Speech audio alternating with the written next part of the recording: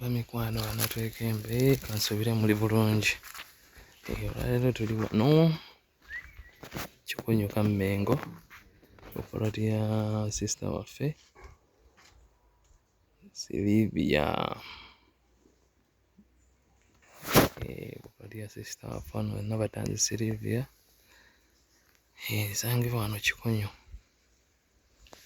Bakuliko olengera obumulimuli ejja netuuka awo nekkirira nga bweri.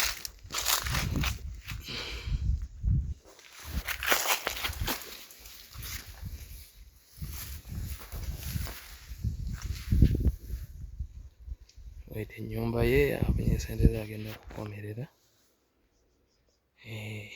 Natwekembe tubeebaza okuba nga mukwasaganyiza wamu.